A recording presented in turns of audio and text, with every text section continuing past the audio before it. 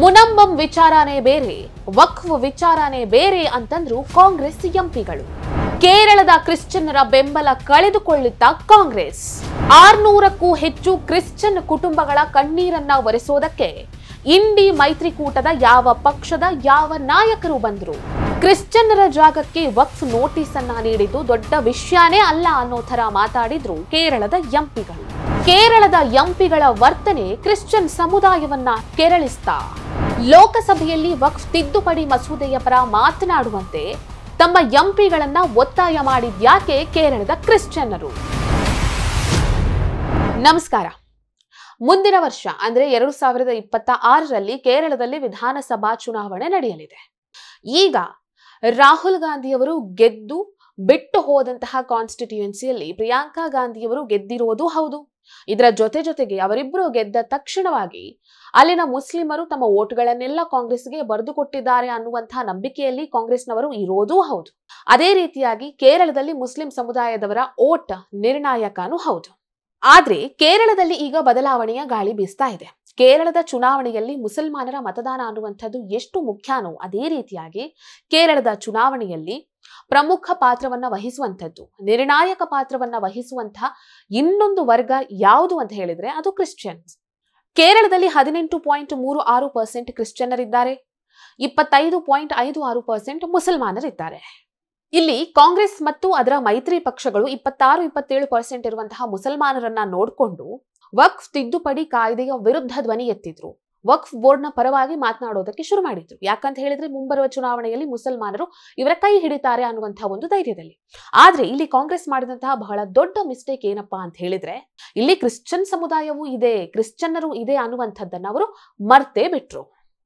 ಈ ವಕ್ಫ್ ಬೋರ್ಡ್ನಿಂದ ಬಹಳಷ್ಟು ಸಂಕಷ್ಟವನ್ನ ಅನುಭವಿಸಿದ್ದು ಕೇವಲ ಹಿಂದೂಗಳಷ್ಟೇ ಅಲ್ಲ, ಬಡ ಮುಸಲ್ಮಾನರಷ್ಟೇ ಅಲ್ಲ, ಇಲ್ಲಿ ಕ್ರಿಶ್ಚಿಯನ್ನರಿಗೂ ಕೂಡ ಈ ವಕ್ಫ್ನ ಬಿಸಿ ತಟ್ಟಿದೆ.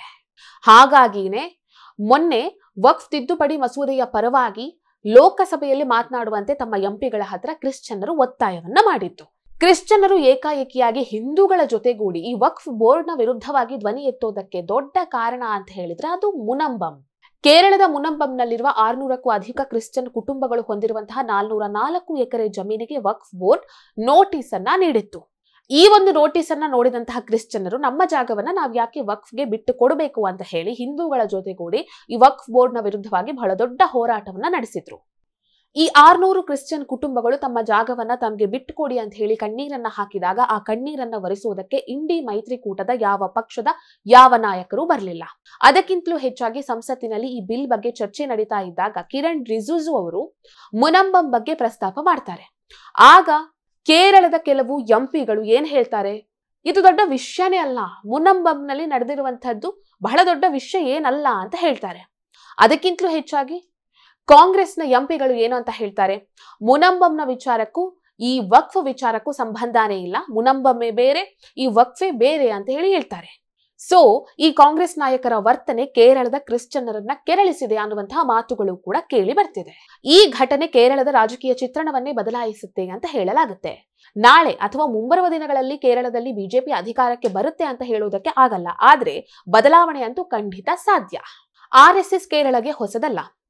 RSS ತೆರೆಯ ಮರೆಯಲ್ಲಿ ನಿಂತ್ಕೊಂಡು ಇಷ್ಟು ವರ್ಷಗಳಿಂದ ಮಾಡ್ತಾ ಇರುವಂತಹ ಕೆಲಸಗಳನ್ನ, ಅವರು ಪಡ್ತಿರುವಂತಹ ಕಷ್ಟಗಳನ್ನ ಕೇರಳದ ಜನರು ನೋಡ್ಕೊಂಡೇ ಬಂದಿದ್ದಾರೆ. ಆದ್ರೆ ರಾಜಕೀಯ ಅಂತ ಬಂದಾಗ ಕೇರಳದ ಜನರ ಮನಸ್ಥಿತಿ ಬೇರೆ. ಅವರು ಒಂದು ಸ್ವಲ್ಪ ಎಡಪಂಥೀಯ ಪಕ್ಷಗಳ ಕಡೆಗೆ ವಾಲ್ತಾರೆ. ಬಟ್ ಈ ವಕ್ಫ್ ತಿದ್ದುಪಡಿ ಕಾಯ್ದೆಯನ್ನ ಸಾಕಷ್ಟು ಬಡ ಮುಸಲ್ಮಾನರು ಇಷ್ಟಪಟ್ಟಿದ್ದಾರೆ. ಈ ಮುಸಲ್ಮಾನರ ಜೊತೆಗೆ ಈಗ ಕೇರಳದ ಕ್ರಿಶ್ಚಿಯನ್ನರು ಸೇರ್ಕೊಂಡ್ರೆ ಕೇರಳದ ರಾಜಕೀಯದಲ್ಲಿ ಬಹಳ ದೊಡ್ಡ ಮಿರಾಕಲ್ ಆಗುತ್ತೆ ಅಂತ ಅನ್ಸುತ್ತೆ. ಈ ವಿಡಿಯೋ ನಿಮಗೆ ಇಷ್ಟ ಆಗಿದ್ದಲ್ಲಿ ಲೈಕ್ ಮಾಡಿ, ಶೇರ್ ಮಾಡಿ, ಕಮೆಂಟ್ ಮಾಡಿ. ನೀವಿನ್ನೂ ನಮ್ಮ ಹೊಸದಿಗೆ ಅಂತ ಡಿಜಿಟಲ್ ಚಾನೆಲ್ ಅನ್ನ ಸಬ್ಸ್ಕ್ರೈಬ್ ಮಾಡಲಿಲ್ಲ ಅಂದ್ರೆ ದಯವಿಟ್ಟು ಸಬ್ಸ್ಕ್ರೈಬ್ ಮಾಡಿ. ಹೆಚ್ಚಿನ ಮಾಹಿತಿಗಾಗಿ ಪಕ್ಕದಲ್ಲೇ ಇರುವಂತಹ ಬೆಲ್ ಐಕನ್ ಅನ್ನ ಪ್ರೆಸ್ ಮಾಡಿ.